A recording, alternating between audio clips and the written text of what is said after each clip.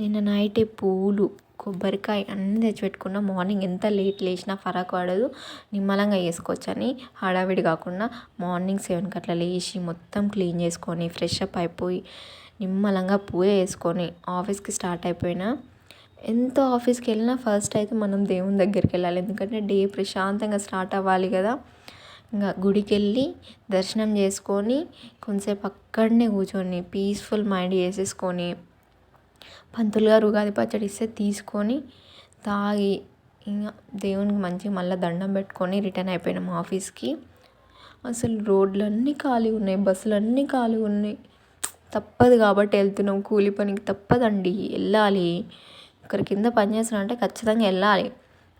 ఇంకా నిమ్మలంగా వెళ్ళుకుంటా ఈ సంవత్సరం అన్నా మంచిగా జరగాలి స్వామి, ఏది వచ్చినా కానీ తట్టుకునే శక్తిని అని కోరుకున్నా. ఇంకా ఆఫీస్కి రీచ్ అయిపోయినా 10:30కి అట్లా. దేవుణ్ణి అయితే చాలా బాగా రెడీ చేసిర్రు, పూలు పండ్లు స్వీట్లు అన్నీ తెచ్చిర్రు. పూజ అయిపోగానే ఉగాది పచ్చడి తీసుకొని కొంచెం బచ్చా, కొంచెం పరమాన్నం, కొన్ని కొబ్బరి నీళ్ళు అన్నీ తీసుకొని మళ్ళీ దండం పెట్టుకొని రిటర్న్ అయిపోయినా ఇంటికి. ఇంటికి వచ్చేసరికి 2 అయిపోయింది. నిమ్మలంగా ప్రశాంతంగా అనుకున్నా హ్యాపీగా